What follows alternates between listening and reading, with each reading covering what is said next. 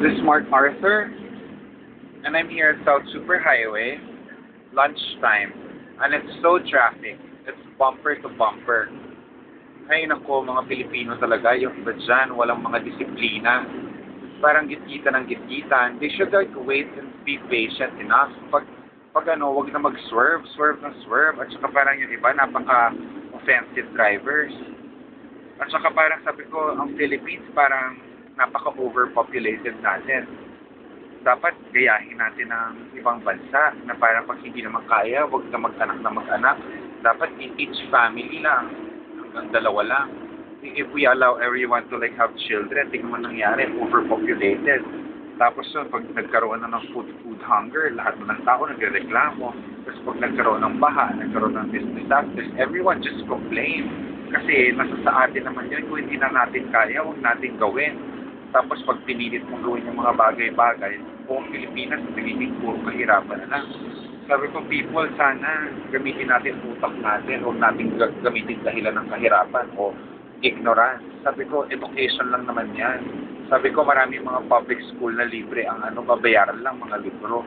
People should kusa lang. Dapat lang naman tayo magkusa para mas maging better ang Philippines, no?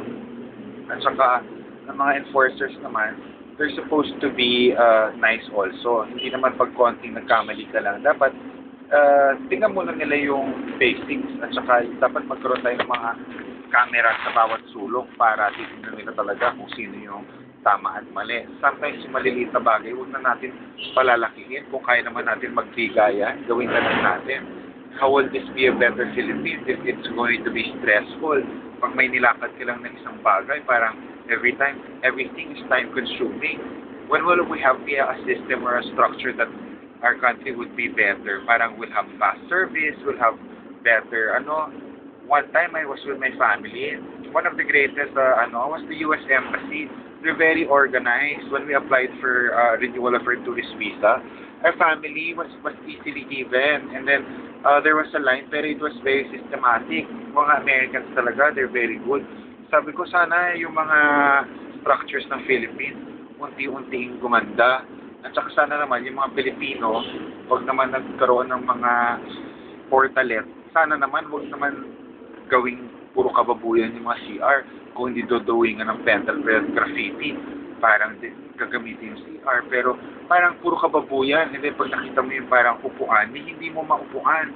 Puro dumi. Sabi ko, I don't know. In America, they have very clean toilet. Sa atin, parang sabi ko, gusto mo sumihar, parang wala kang mapag-CRan.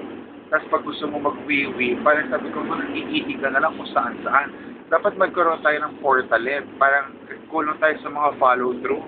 Dapat magkaroon tayo ng mga portalet kung saan-saan. At saka dapat ayusin nila. Tapos yung mga Pilipino naman, lalo na yung mga nagsasquat kung saan-saan, sana naman maghanap kayo ng pwesto kung saan pwedeng sumiksik. At saka gumawa kayo ng paraan, hindi kung saan-saan kayo nagsasquat. Kaya tuloy nagkakanda buhol-buhol na lang lahat sa Pilipinas. There should be a system in the Philippines. Sabi ko lawmakers should do a lot. Para yung Philippines naman mas maging maginhawa. Traffic condition pa lang, patay. Tapos, ang dami pa dyan ng mga taxi driver, parang hindi sumusunod. Parang pag yung metro nila agad, may dagdag na agad. Huwag tayong ganyan, huwag na tayong magkatungan.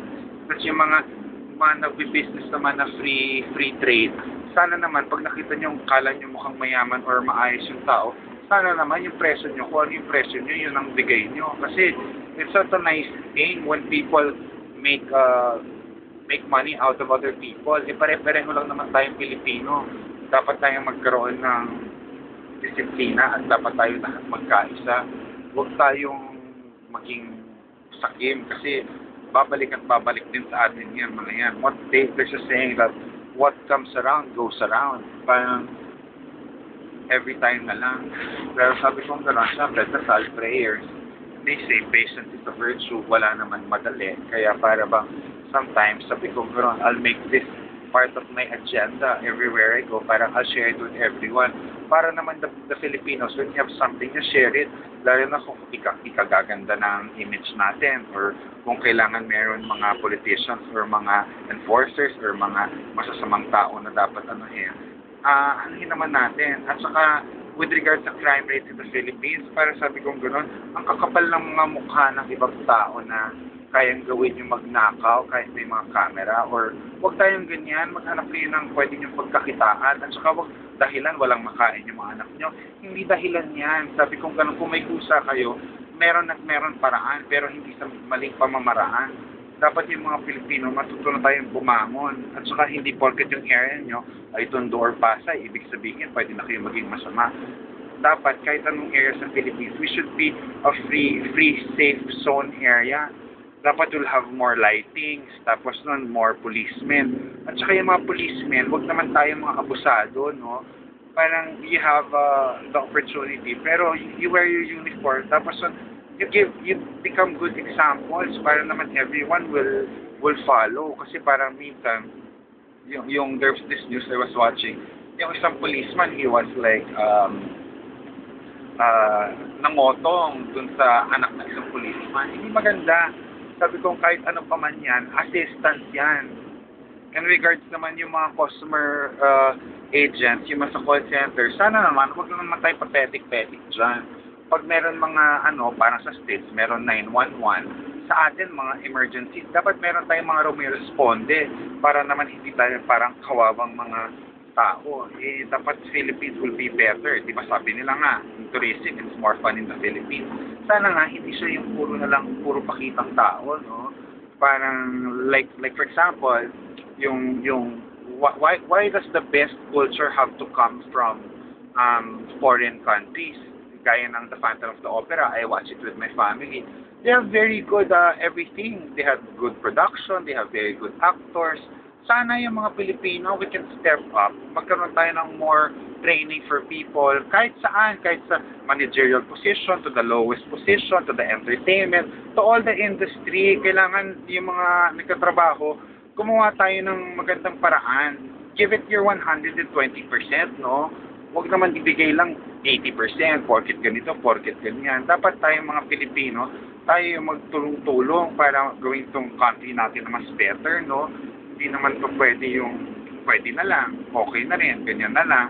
Sabi ko, kung ganyan yung mentality natin, walang mangyayari. Sabi ko, it goes hand in hand with prayers, pero sabi nga nila, di ba, nasa tao ang gawa, nasa Diyos ang awa. Sabi ko, hindi man pwede pray na lang tayo ng pray, tapos wala naman tayong ginagawa. We have to move, and then we have to not depend on other people. We have to depend on ourselves. At saka, napansin ko sa Pinoy, pag meron nagkabulilyasuhan, parang they blame it to other people. Sabi ko gano'n, that's not the way. Sabi ko gano'n, when you do something and it doesn't work out, don't blame it on other people. Yan ang hirap sa atin. We find the blame on other people. Tapos para bang yung politics na lang sa atin, parang nagiging katatawanan na lang. Sabi ko gano'n. Dapat yung mga politicians maging mature naman sila para naman people will look up to you. Hindi naman pwede porket politician ka, immune ka, na parang hindi ka pwedeng untouchable ka. Sabi ko yung mga true politicians are like what the president say, na parang kami, ang tao, ang boss. Dapat it should be that way. It's not supposed to be na pag-election na ganyan palang lalabas yung mga kung ano-ano. Pero kapag nandoon na, nakaupo na, parang wala nang gagawin. Sabi ko, maghanap kayo ng ways, tumingin kayo na mga dapat na pwedeng gawin. Kasi kung hindi natin gagawin yung mga ganyan bagay, talagang walang mangyayari sa Pilipinas. Hanggang ganito na lang tayong third world. Ako, parang sabi kong ganun, parang kawawa naman yung ibang mga OFWs natin. Kailangan pa nila magpunta kung saan-saan, di ba? It's not supposed to be the way.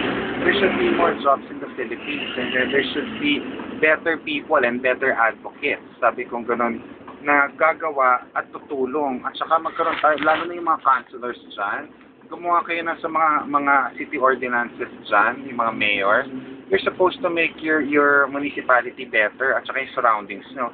And it should start also with the barangays, parang yung mga barangay captain. Make your mga constituents better. Tapos with the mga governors naman, you coordinate with your local agencies para we'll have a better Philippines. Pagandahin nyo yung mga lansangan, yung mga basura, yung mga tree planting, yung pag-paint.